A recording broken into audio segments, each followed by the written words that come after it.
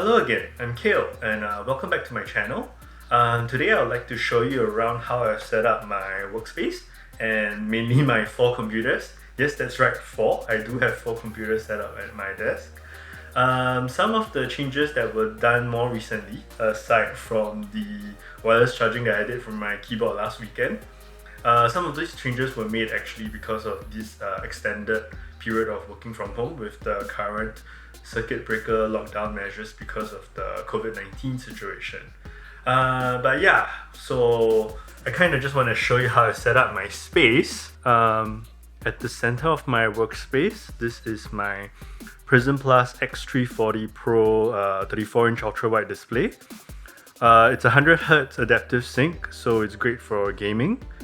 Then of course there's my Drivable Blade Master Pro, enhanced with wireless charging, my Logitech MX sound speakers, Logitech G502 wireless mouse with Logitech mousepad, and over here I have 2 of my company laptops. One is a 2016 MacBook Pro and the other is a Fujitsu Lifebook.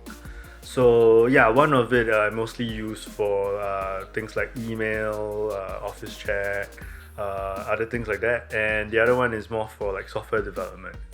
Yeah, so I have a 23-inch Dell Ultra Sharp monitor here. It's connected to my Mac Mini. This is a 2012 Mac Mini. I used to use it way more often, basically before this whole telecommuting thing, right? Most of the time I was switching between my PC and the Mac Mini, and yeah, but now I switch between the PC and the MacBook Pro instead. But the Mac Mini, it still serves a lot of purposes. I still run a lot of like server-based applications here, like my Plex server and a couple of other utilities. And all of these devices are connected to my network switch. And also I have a 2-bay Thunderbolt enclosure here for hard disks, where I store like things like my videos and work files and stuff like that, and they are all protected by this UPS. Yeah, I know the cable management could be severely improved, but I think this is okay for now. Most of it is hidden from the view when you're looking from the top anyway. Yeah, so behind the system you would see a Fujitsu port replicator. The Fujitsu port replicator of course came with the Fujitsu laptop, but I'm also using it with the MacBook Pro. So yeah, you can hook up like Ethernet cable, DisplayPort, USB devices, etc. to it. And it comes with a 90-watt power adapter, so it powers the MacBook Pro and the Fujitsu Lifebook fine. And beside that is actually Aten DisplayPort switcher. It's a KVM, so it helps me to switch my monitor, keyboard, mouse, and audio between my work laptops and my PC.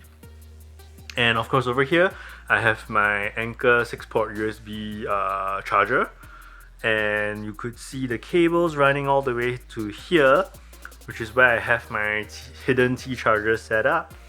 And this is a receiver for my Xbox 360 controller, my headset, and this is actually a 4-port USB hub that controls my webcam and my keyboard and mouse, and it also allows me to switch. And for this switch, I have it configured to switch between basically the KVM and the Mac Mini. So that means that when I'm on my PC, I can easily switch over to control my Mac Mini. When I'm on my MacBook Pro, I can also easily switch over to control my Mac Mini. Whereas when I want to switch between like say my PC and the MacBook Pro, I would use this KVM switch instead. So that's kind of how I have it set up with the 2 monitors. I also have these whiteboards up here. They are pretty good for like say when I'm trying to brainstorm new things or I'm trying to jot down important things during the workday. That's basically where I would scribble things down on the whiteboard. Although most of the time I use the one on the right side, and I hang a bunch of like mementos and notes and post-its on the left side. And of course above my monitor I have my IKEA SCADIS pegboard, where I hang a lot of my daily essential items. I say daily, but actually some of these items I don't actually touch that often. Yeah, so I have a couple of tools here, a Xiaomi wow stick, another Xiaomi portable screwdriver set, and yet another portable screwdriver set. A lot of these I use for when I'm like building computers or taking apart things. I have my headset, I have an extra piece of earphones hanging in the pouch there. I have 2 SanDisk drives that I use with my MacBook. I have a couple of mementos. One is this Karapi charm that I've had since I think last year's Chinese New Year, and this Star Tours badge that I got from Universal Studios Japan.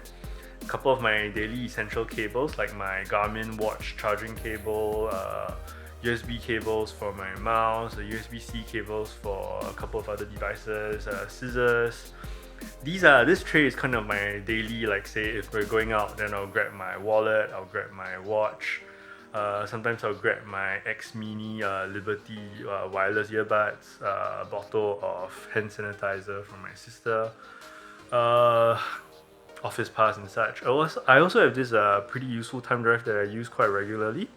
This is actually a dual-sided thumb drive where you get a USB-A on one side and a USB-C on the other side, so it's useful for when you're using it with, like say, your MacBook and other devices. And I think the part that I really wanted to highlight this video is a series of items that I use to kind of create a smart home in my room, and it starts with this.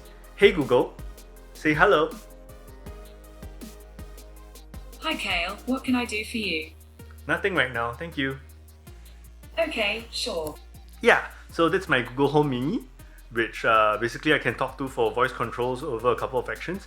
And beside it, I would say is like the most important item in my smart home setup. This is the Broadlink RM Pro. I'll talk a little bit about some of the other products that I used to have a little bit later. But yeah, essentially this item is IR blaster. So it can control basically any devices that uses an IR controller, such as my air conditioning. And this light switch here is the Broadlink TC2. It's a smart wall switch that basically allows me to control my normal room fluorescent light. Although there's not a fluorescent tube, that's actually an LED tube. Yeah, so with this switch, it can also be smart controlled via an app or via Google Home. And behind me, I have my night light, which is actually inside this IKEA light is actually a Xiaomi Yeelight. Hey Google, turn on my night light. Yeah. So a lot of these devices, hey Google, turn off my night light. A lot of these devices were bought with a specific aim in mind. Basically, they are, I would consider them like budget versions of what mainstream brands would try to sell. And of course, with some research and if you research these items properly online, you could possibly set up a smart home with a very low budget, which was the aim in mind when I was trying out all of these products. So the most important thing in a smart home setup isn't actually a device like this. The Google Home Mini or a similar device like the Amazon Alexa or the Apple HomePod, to me this isn't the most important device because well, this can give you things like it can do routines like say wake you up, set up alarms, read out your calendar items to you, etc., play music. It's quite useful in a lot of ways, but if you don't pair it with smart home devices that it can actually control, then it's not really a smart home device or a very useful voice assistant in my opinion. So what I would recommend people to usually get is at least one of these devices. This is the Broadlink RM Mini3. There are other similar devices on the market as well, but basically what these devices do is it allows you to at least control IR devices. Basically things in your home like the air conditioning, the TV, fan, or any of these other similar devices. You could use these to with the IR controller, and basically you can emulate your remote control, your typical remote control, and turn on and off the appliance where necessary. And of course, other things that I bought was also like the Xiaomi Yeelight and the Broadlink wall switch. Of course, if you're using the wall switch, you can't actually use the Mini 3. You will have to use something like the RM Pro because the wall switch actually communicates with the hub over a different frequency. It's not a different RF channel and not Wi-Fi. And the Xiaomi Yeelight is actually a very affordable smart bulb. Per bulb, the pricing is only about I think 20 or under, you could get it cheaper depending on where you're buying it, where or when. Like if you buy it during a 1111 sale, for example, or Black Friday, usually you can get it for like maybe $15 or so. Yeah, not to say that the big name brands are not good. I actually really like the Philips Hue lineup of lighting products, and I've worked with them. And actually, Philips Hue actually has an open API. So if you kind of want to hack together an app to control some of your smart home devices, you can do it as well. But I do find it very pricey, hence opting for some of these budget items instead. And if you're looking into getting into a smart home setup as well, I would recommend you looking into some of these items as well. Of course, if you have any questions, feel free to ask or comment below in the video, and I'll be very happy to answer them. So I think I'll be doing a more in-depth series into how I would set up some of these smart home devices. So do stay tuned to this channel. Until then, thank you for watching.